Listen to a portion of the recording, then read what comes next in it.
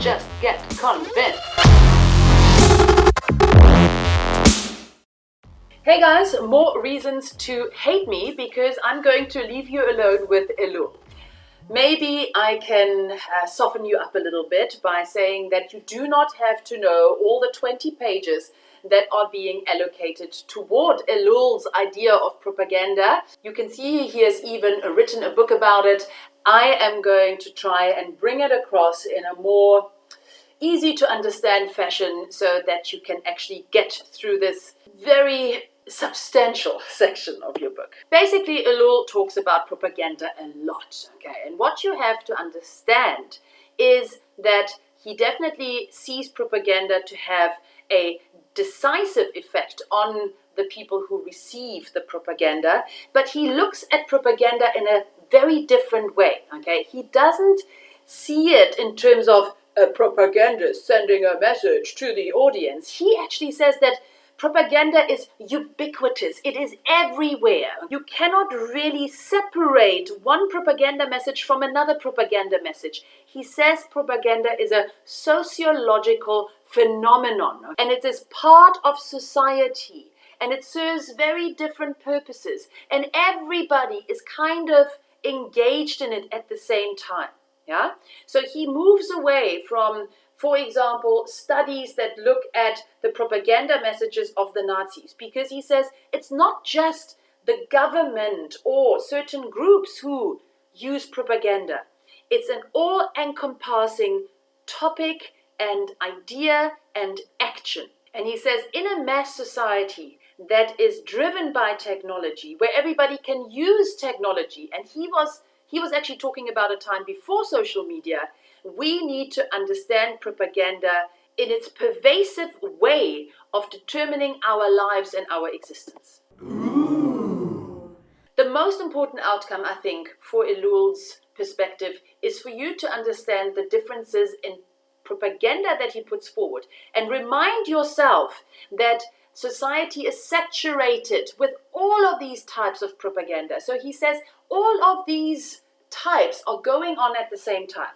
So of course you have your political propaganda. That's the one that I just pointed out, where, for example, a government tries to, bring about change, tries to convince you. But on the other side of the coin, we also have sociological propaganda, where the individuals or the masses can actively participate in the spreading of an ideology. And we are very powerful. We are influencers. Today, more than ever, thanks to the social media, we can become part. We don't have to wait for the political propaganda with the political parties and the players to communicate to us. We can communicate at the same time. We can communicate as much as they can.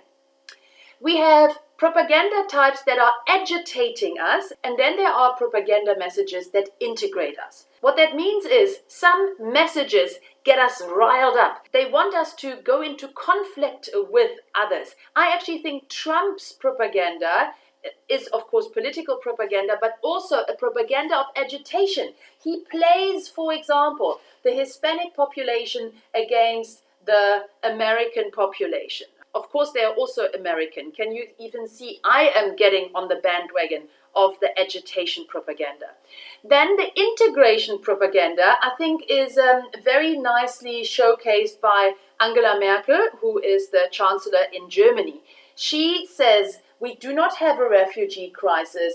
These are people who want to have a better life, and who are we to say no to that? So she very much sends messages of integration. She wants to unify people in Germany. She wants to reinforce a stability in society where everybody gets along.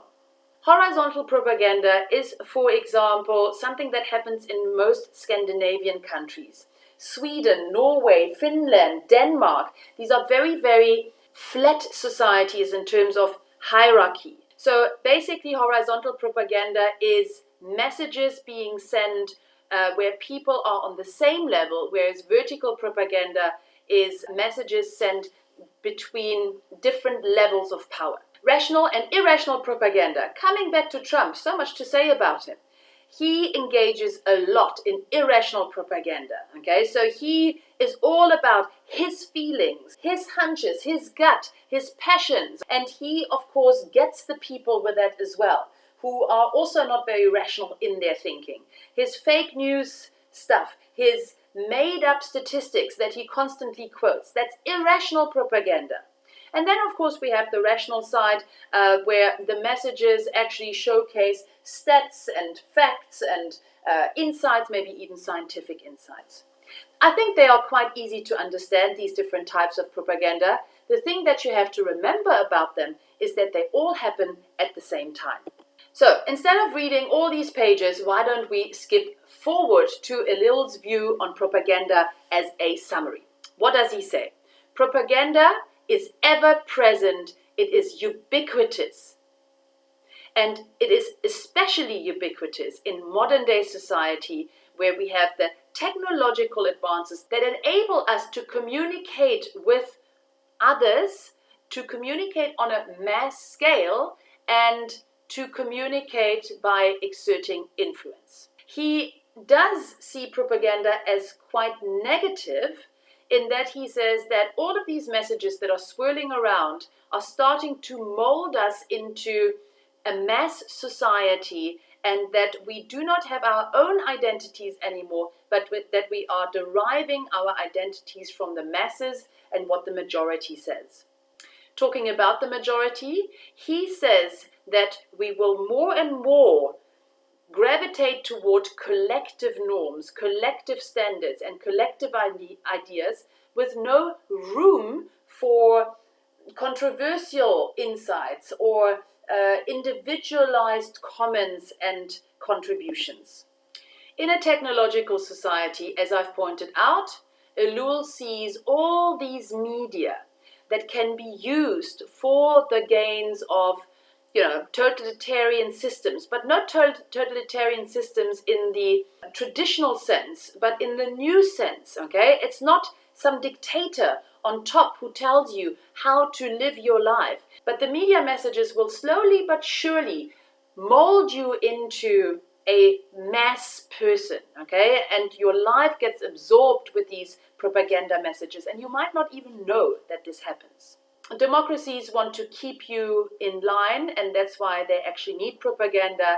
And he also says that the type of contemporary propaganda that is out there will push stereotyping.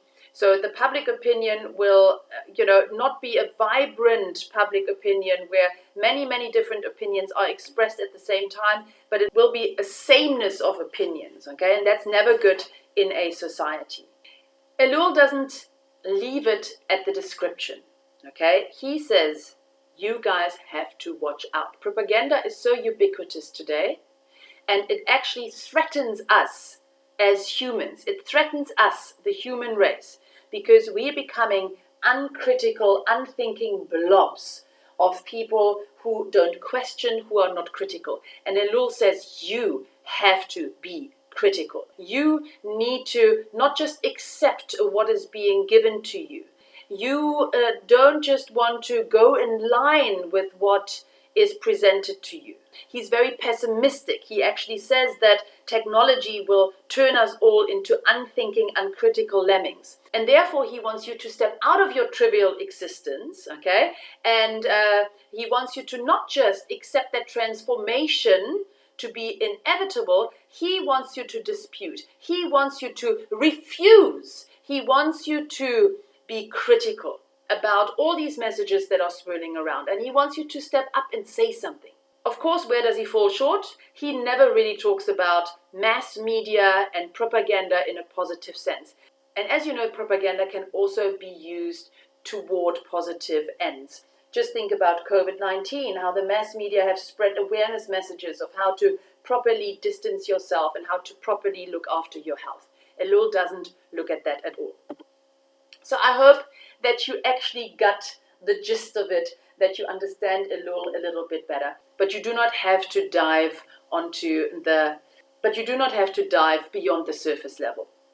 Remember, have a good look at the different types of propaganda. I think these would be quite interesting for you to keep in mind. See you next time. Bye.